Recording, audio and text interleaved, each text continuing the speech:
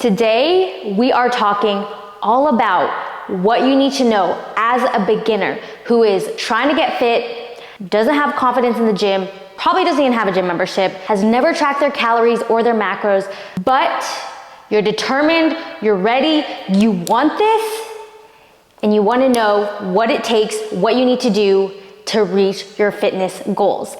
I got you, girl. These are the things that I wish I knew as a beginner, and these are also the things that I tell all of my clients, most of whom are beginners, what they need to know, reminders that they constantly need to hear at the start of their fitness journey. All right, first things first. I do this to this day, we all use the scale to determine our progress. But if you are a beginner, I urge you to not hyper-focus on the scale. You are just starting out. You probably have all these bad habits that you're trying to break.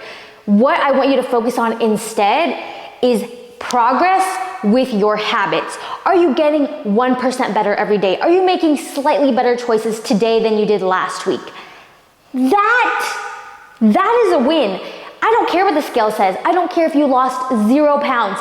If you are making progress in your habits, that's amazing. Do you know how hard it is to break old bad habits? It's really hard, okay? So I want you to just give yourself some grace for a second. Regardless of what the scale says, if you are making progress with your habits, you're making improvements in your lifestyle, girl, you need to congratulate yourself on those little wins. I promise you, if you start to focus on those small habit wins and changes that you are making and pat yourself on the back for those wins that you're making, your fitness journey is gonna be so much more fun and enjoyable than hyper-focusing on whether the number on the scale went up, down, or stayed the same this week. Number 2, you've probably heard the advice to track your calories or to track your macros, and you've never done it.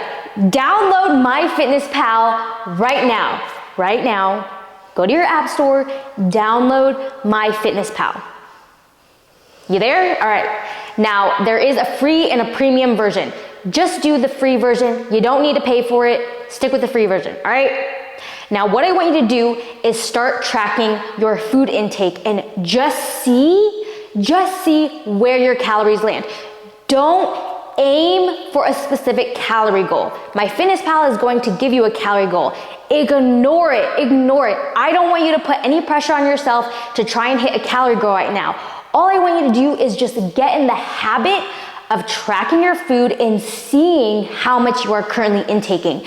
That knowledge alone can help you see where you could cut back on some calories, where you might be overdoing it, but just seeing how much you're eating right now is invaluable knowledge that you are most likely not doing. So go to your app store, download MyFitnessPal. Don't just listen to this advice.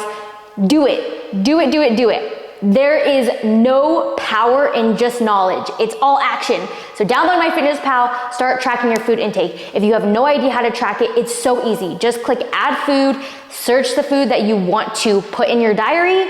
There's gonna be several different options. Pick the first one, make it easy for yourself, and just log it and see what the calories are. Start there. Number 3, whatever social media you have, Instagram, Facebook, TikTok, YouTube, Reddit, whatever, Pinterest, I want you to fill your feed with fitness inspiration, not things that worry you or concern you or demotivate you, things that inspire you, transformations that inspire you, people talking about how they broke their old habits, how they transformed their body, how they changed their lifestyle.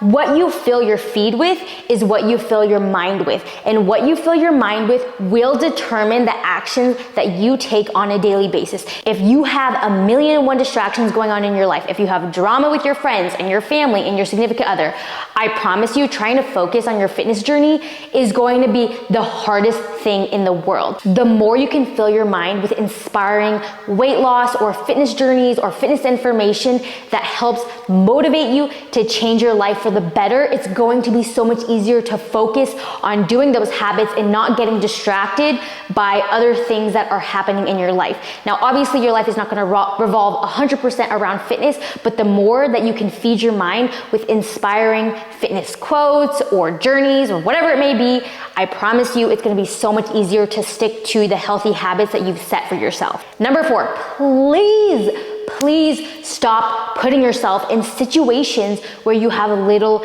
willpower. Now, most women that I work with and most women that I know are people pleasers. I am a reformed chronic people pleaser. I have really worked on that part of myself, and if you are struggling with this, you probably have a hard time saying no to other people. When people ask you to do something with them or to go somewhere, you have a really difficult time saying no. That used to be me because I didn't want to upset them, I didn't want to rock the boat, I didn't want to feel selfish.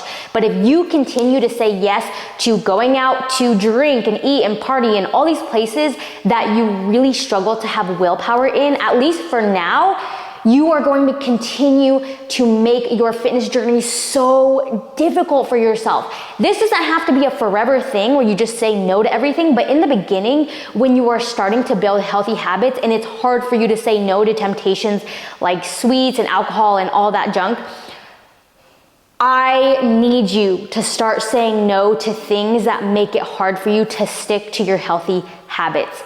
I need you to learn how to get comfortable with being uncomfortable, saying no. Now again, if this is a way out of your comfort zone, you don't have to say no to everything, but try to say no to half of the things that people are trying to get you to do, especially if it's not something that you want to do in the first place. If it's something you feel obligated to do, that should be a red flag right there that you need to say no.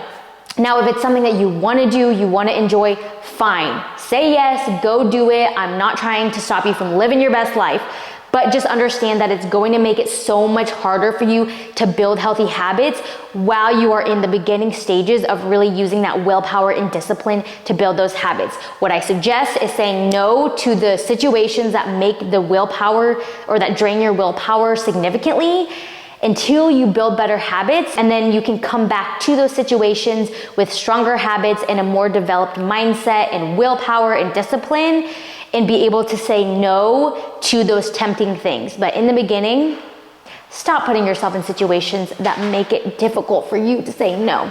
All right? These are things that I wish I knew at the beginning of my fitness journey. And just speaking as a coach, from a coach perspective, I don't expect you to be perfect with these things. I don't want you to expect yourself to be perfect with these things, but these are things that you do want to make progress towards, that you want to work on. And if anything, just pick one of these 4 things that I talked about today and focus on working towards that. Because when you try to focus on too many things, they all fall to the wayside. Trust me, I've tried this.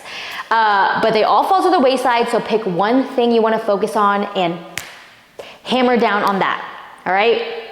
If there's any other videos that you want me to talk about, anything you want to see from me, leave them in the comments below, and do not forget to like and subscribe. You already know.